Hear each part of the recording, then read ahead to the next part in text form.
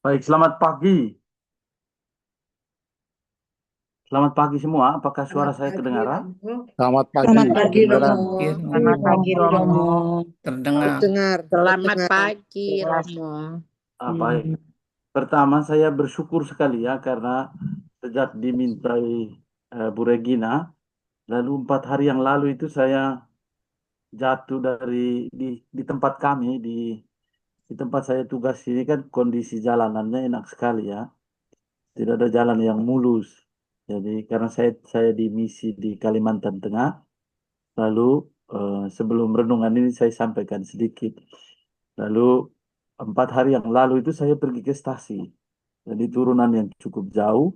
Lalu eh, kondisi jalan, jadi saya jatuh dengan dengan motor. Lalu 4 hari yang lalu juga diinfus.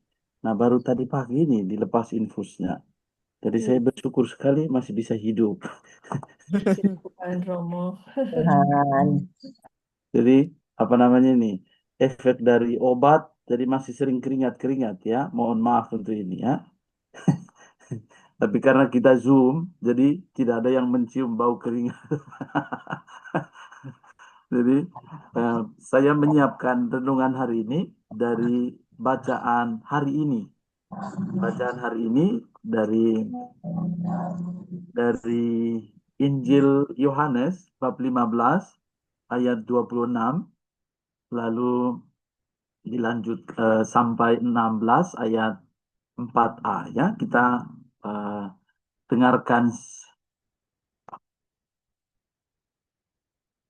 saya bacakan ya. Dalam amanat perpisahannya, Yesus berkata kepada murid-muridnya, "Jikalau penghibur yang akan kuutus dari Bapa datang, yaitu roh kebenaran yang keluar dari Bapa, ia akan bersaksi tentang aku. Tetapi kamu juga harus bersaksi, karena kamu dari semula bersama-sama dengan aku. Semuanya ini kukatakan kepadamu, supaya kamu jangan kecewa dan menolak aku. Kamu akan dikucilkan, bahkan akan datang saatnya bahwa setiap orang yang membunuh kamu akan menyangka bahwa ia berbuat bakti bagi Allah. Mereka akan berbuat demikian karena mereka tidak mengenal baik Bapa maupun aku. Tetapi semuanya ini kukatakan kepadamu, supaya apabila datang saatnya, kamu ingat bahwa aku telah mengatakannya kepadamu." Nah, Bapak Ibu, Saudara sekalian, Opa Oma, semua para eh, pencinta doa Rosario ini yang sangat semangat ini ya. Luar biasa sekali. Pertama saya sungguh berterima kasih dengan kelompok doa yang senantiasa punya semangat berdoa setiap kali merasakan berkat Tuhan. Saya sungguh merasakan berkat dengan kata-kata yang disampaikan ini, bahwa pertama kesaksian akan kebangkitan Tuhan itu disampaikan, dituliskan dalam kitab suci itu berkali-kali.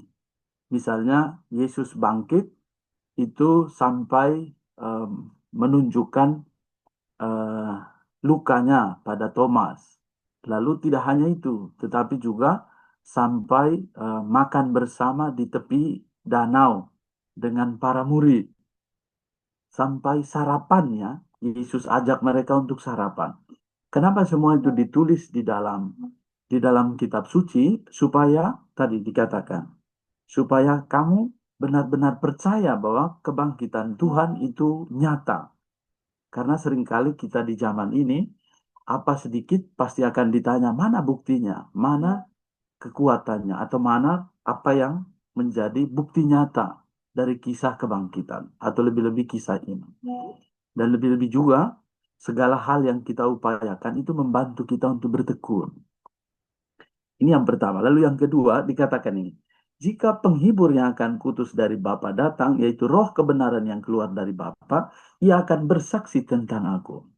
Kita nanti akan eh, tanggal 29 akan merayakan hari raya kenaikan Tuhan. Dan sesudah itu akan turun Roh Kudus. Dari kita bersuka cita bahwa Allah menyertai kita dengan cara yang luar biasa.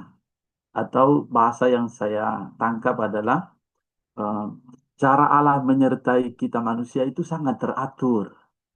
Tadi doa sederhana yang misalnya kita doakan tadi, misalnya eh, Tuhan buka pikiran atau apa mulut atau apa yang tadi dilakukan tadi, Bu Bernadette. Yang tadi didoakan, misalnya buka buka pikiran, mulut, buka hati, semua itu dilakukan supaya mengarahkan kita untuk menemukan kasih Tuhan melalui setiap peristiwa hidup yang kita alami. Baik itu dalam pengalaman perjumpaan, melalui kehadiran diri kita, tetapi juga pengalaman-pengalaman yang bisa jadi sudah lalu, yang sudah lewat, yang kita lalui atau kita alami, tetapi itu akan terus menjadi pengalaman iman yang menggerakkan kita. Dan bagian yang lain adalah semua ini kukatakan kepadamu supaya kamu jangan kecewa dan menolak aku. Kamu akan dikucilkan, bahkan akan datang saatnya bahwa setiap orang yang membunuh kamu akan menyangka bahwa ia berbuat bakti bagi Allah. Dalam hal-hal tertentu, kita boleh merasakan bahwa ada ada orang yang berbuat mengatasnamakan Allah, tetapi mengatasnamakan Allah, tetapi berbuat hal yang tidak semestinya misalnya. Dalam perjalanan itu kelihatan sangat baik, tetapi juga eh, perilakunya berbanding terbalik dengan apa yang dialaminya. Jadi seringkali kita diajak supaya kita mampu bersyukur untuk hal yang kita alami di dalam perjalanan hidup kita. Mereka akan berbuat demikian karena mereka tidak mengenal baik Bapa maupun aku.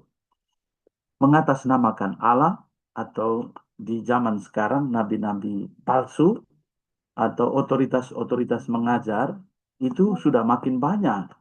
Jadi kita diajak lebih-lebih orang-orang Katolik diajak untuk boleh menyadari akan kebaikan Allah dalam setiap perjalanan hidup kita, misalnya melalui otoritas gereja yang dipercayakan.